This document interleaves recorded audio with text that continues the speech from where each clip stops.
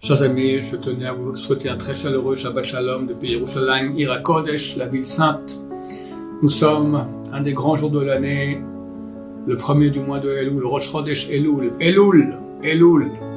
Israël Salanter dit que lorsque la synagogue, la veille du Rosh Chodesh Elul, le Shabbat la veille de Rosh Chodesh Elul, on disait Elul, tout le monde tremblait, même les petits poissons dans la mer. Faut pas rêver, c'est pas du tout notre niveau, on est très très loin de cela. Mais, il faut comprendre que Dieu nous donne durant ce mois un cadeau extraordinaire.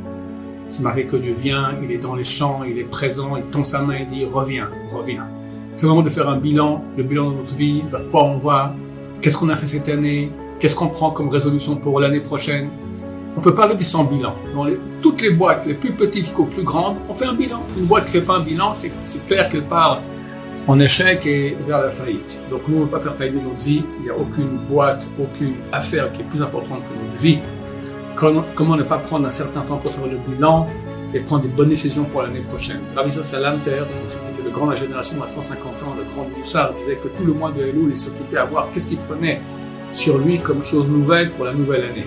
Il faut faire tchouva sur tout, c'est clair, mais il faut prendre sur soi une petite chose. Je ne dirais pas petite, très très petite. Une fois, quelqu'un était voir le Stipler, le Yaakov Israël Kanevsky, qui est le père de Rav Chaim Kanevsky, le grand de la génération. Mais voilà, j'ai pris sur moi cette chose-là pour la prochaine année.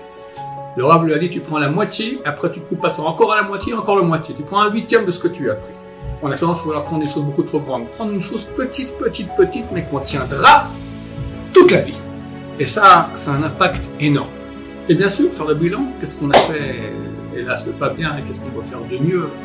Un bilan normal. Et savoir que durant cette période-là, il y a une aide du ciel extraordinaire. Dieu tend sa main. Tout le monde maintenant revient de vacances. Alors, les vacances, c'est quoi? Les vacances en hébreu, ça se dit nofesh. Ça veut dire du mot nefesh. Nefesh, c'est notre âme animale, notre corps. Notre corps, il a bien travaillé toute l'année, Baruch Hashem. On lui donne maintenant des cadeaux, vas-y.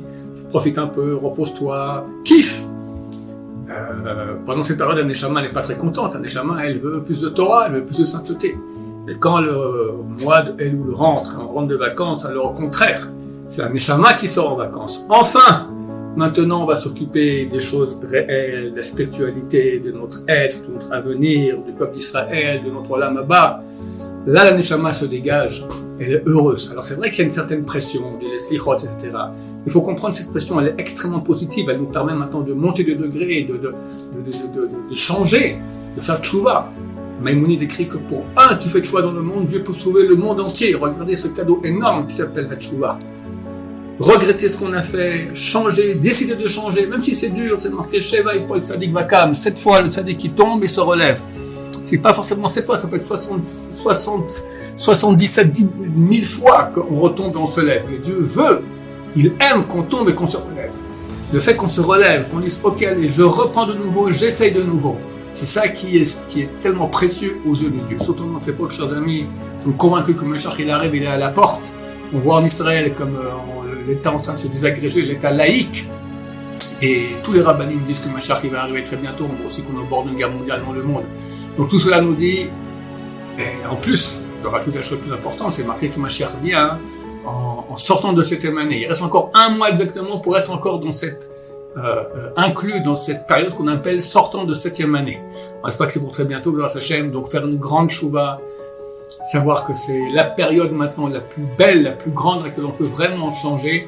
Savoir aussi que, vu qu'il y a beaucoup plus de Yetzeratov, d'aide du ciel, il y a aussi beaucoup plus de Yetzerara.